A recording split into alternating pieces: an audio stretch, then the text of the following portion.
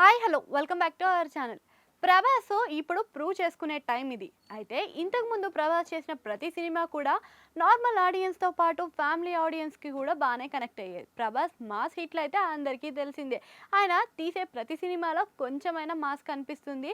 ప్రతి సినిమాకి కూడా పెద్ద ఎత్తున ఫ్యాన్స్ అయితే ఉంటారు. ఇక వీటితో పాటు ఇంతకుముందు తను తీసిన Chatrapati, Darling, Mr Perfect, Baahubali లాంటి సినిమాలు కూడా ఫ్యామిలీ ఆడియన్స్ని మంచిగానే మెప్పించినాయని చెప్పుకోవచ్చు. అదేవిధంగా ఇప్పుడు బాహుబలి తర్వాత వచ్చిన సినిమాలైతే పెద్ద హిట్ పడకపోవడమే పక్కన పెడితే కొంతమంది ఆడియన్స్కి మాత్రమే కనెక్ట్ అయ్యే విధంగా కనిపించినాయి అనమాట. అందులో కొన్ని సినిమాలు ముఖ్యంగా తీసుకుంటే ఇక తర్వాత వచ్చిన సాహో కానీ అది వసూళ్ళ పరంగా కాస్త అటు ఇటు అనిపించుకున్నా కానీ అందరికైతే కనెక్ట్ కాలేదు. ఇక ఆ తర్వాత వచ్చిన రాధేశ్యాము ఇక ప్రేమాయణంలో తీసుకెళ్ళారు. ఆ ప్రేమాయణం కొంతమందిని మెప్పించిందని చెప్పుకోవచ్చు. ఇక ఈ రెండు సినిమాల తర్వాత వచ్చిన సలార్ సినిమా అయితే ఓన్లీ మాస్ ఆడియన్స్కే కనెక్ట్ చేసే విధంగా కనిపించింది. ఇంకా ఆ తర్వాత నుంచి వచ్చిన సినిమాలు ఏవి కూడా ఆయన లైఫ్లకి ఇంకా ఫ్యామిలీ ఆడియన్స్కి కనెక్ట్ అయ్యే విధంగా ఎక్కడా కూడా కనిపించలేదన్నమాట. అన్నీ కూడా అన్నీ కలిసే వచ్చినాయి. ఎవరు చూసినా కానీ ఆ సినిమాకి తగ్గట్టు వాళ్ళ ఫ్యాన్స్కి తగ్గట్టే కనిపించినాయి కానీ ఫ్యామిలీ ఆడియన్స్ని అయితే మెప్పించే విధంగా కనిపించలే.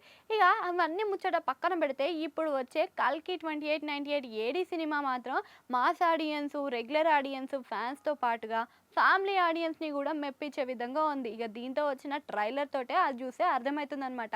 దీన్ని ఫ్యూచరిస్టిక్ సినిమా ఇంకా దాంతోపాటు మైథాలజీలో తీసుకెళ్తున్నారు కాబట్టి దేవుడని ప్రతి ఒక్కరికి నమ్మకం ఉంటే మాత్రం ప్రతి ఒక్కరికి కనెక్ట్ అయ్యే విధంగా కనిపిస్తుంది అనమాట. ఈసారి పెద్ద ప్రయోగమే చేస్తుండు ప్రభాస్. చిన్నోళ్ళ నుంచి పెద్దోళ్ళ వరకు ఆకర్షించే విధంగా ఈ స్టోరీని తీసుకుపోతుండనమాట. దీనికి మన నాగశ్విన్ దర్శకత్వం కాబట్టి ఆల్రెడీ అందరికీ తెలిసిందే.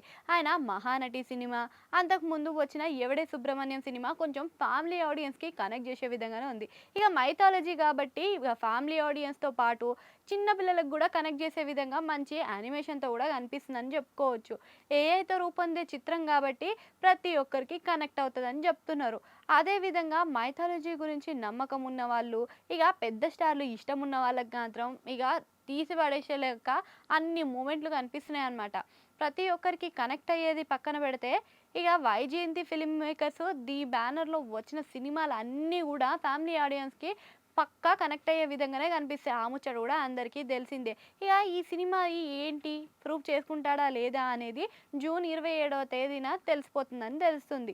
ఇక ఇప్పటివరకు రిలీజ్ అయిన ట్రైలర్ చూసిరు, ఆ తర్వాత ఒక గ్లిమ్స్ చూసిరు, యానిమేషన్ కూడా మంచి సక్సెస్నే అందుకుంది. ఇక చూడబోతే ఫ్యామిలీ ఆడియన్స్లో కూడా క్రేజ్ పెరుగుతుంది, బజ్ కూడా పెరుగుతుంది అని చెప్పుకోవచ్చు. అయితే ఇప్పటివరకు ఈ సినిమాకి వచ్చిన బజ్ ఒక లెక్క అయితే ఇక ట్రైలర్ యానిమేషన్ నుంచి వచ్చిన బజ్ ఇంకో లెక్కనే అనుకోవచ్చు. అయితే మీరు ఇప్పుడు కల్కి 2898 ఏడీ సినిమా కోసం వెయిట్ చేస్తున్నారా? అయితే ఇంకెందుకు లేటు కామెంట్ సెక్షన్లో కామెంట్ చేయండి. అట్లనే ఆడ గంట సింబల్ కనిపిస్తుంది, దానిలో నొక్కేయండి.